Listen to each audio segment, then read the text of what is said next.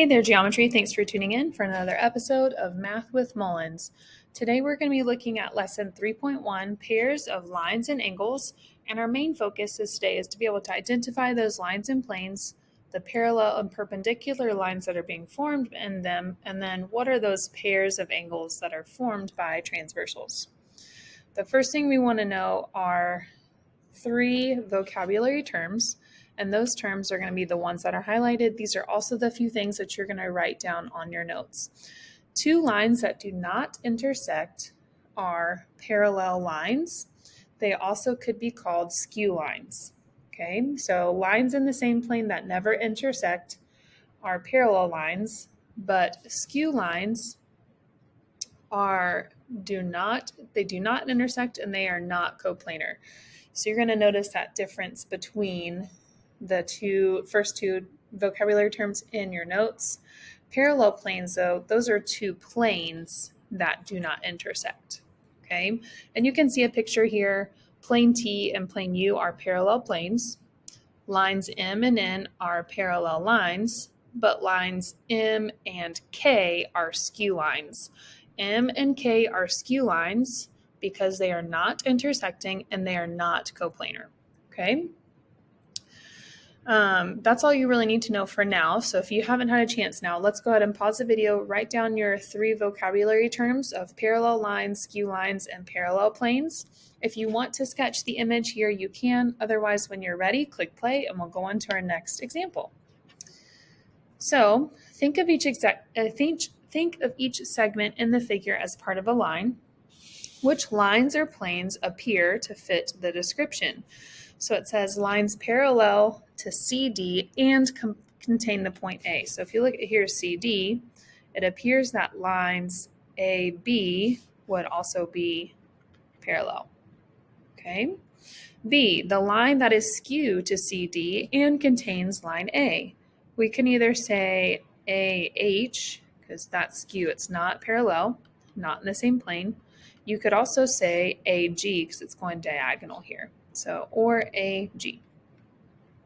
The lines that are perpendicular to CD and contain the point A, perpendicular means making that 90-degree angle, we could say is AD with our line segment above. And then a plane or planes parallel to EFGH and contains point A. So EFG is this plane down here. So to discuss the parallel plane, we can maybe say plane ABC. That is parallel to EFG. The next thing we're going to discuss are two postulates. So postulate 3.1 is the parallel postulate. If there's a line and a point not on the line, then there's exactly one line through the point parallel to the given line. That looks like this. So you have one point on the line and it is exactly parallel to the other one. Postulate 3.2 is the perpendicular postulate. If there is a line and a point not on the line, then there is exactly one line through the point perpendicular to the given line. And that is shown here. There's exactly one line through point P perpendicular to line L. This is also something you're just filling in these two blanks in your notes. So pause the video here, and when you're done, click play.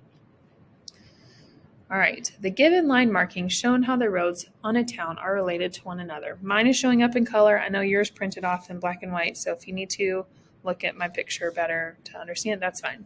Name a pair of parallel lines. We're actually going to try to use the parallel notation here.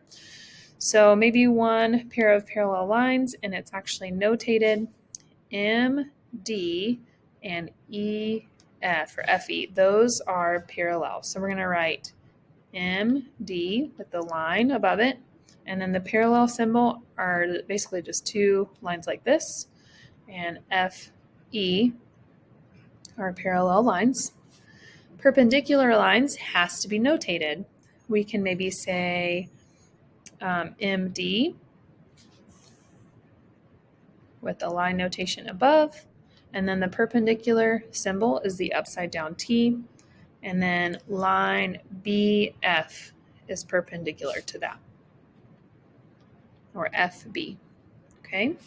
Is the line segment FE parallel to line AC? No, because MD is only parallel, to FE because of the notation, and because of the parallel postulate, there's only one line through point M, and that is parallel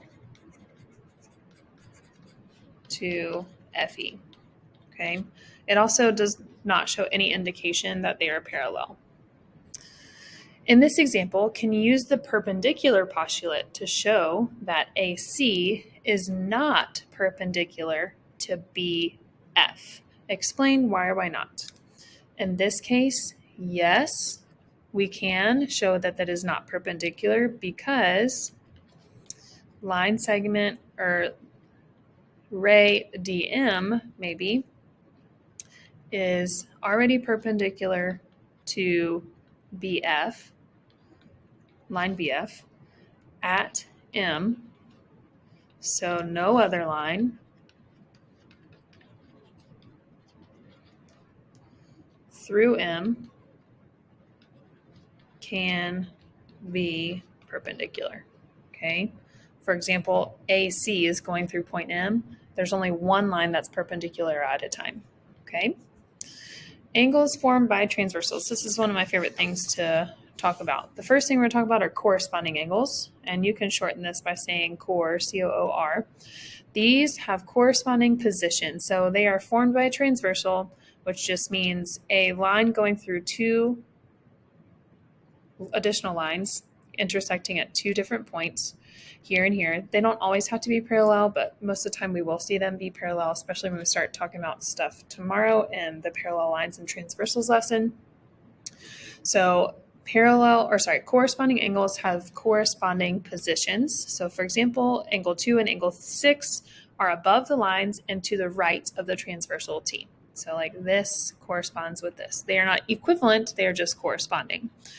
Two angles are alternate interior angles when they lie between the two lines and on opposite sides of the transversal. So alternate interior angles when they are between or inside the two lines on opposite sides of the transversal. Alternate exterior angles when they lie on the outside of the two lines and they are on opposite sides of the transversal.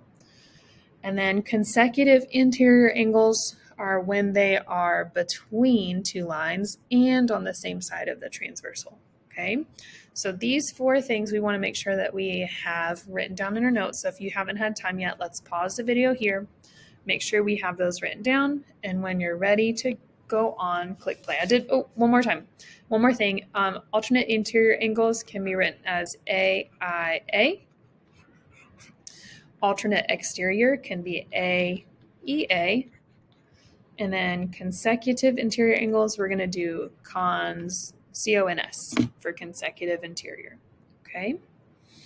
Identify all pairs of angles of the given types. Let's go ahead and talk about corresponding. So corresponding just means corresponding positions, almost like matching positions. So we have angle 1 and angle 5 correspond.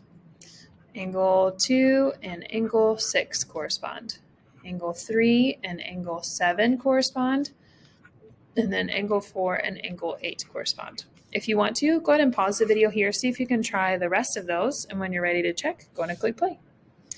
All right, alternate interior just means where you have two angles inside two lines, and they're on opposite sides of the transversal.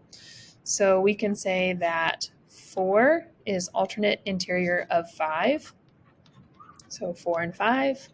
And then the other two are angle 2 and angle 7.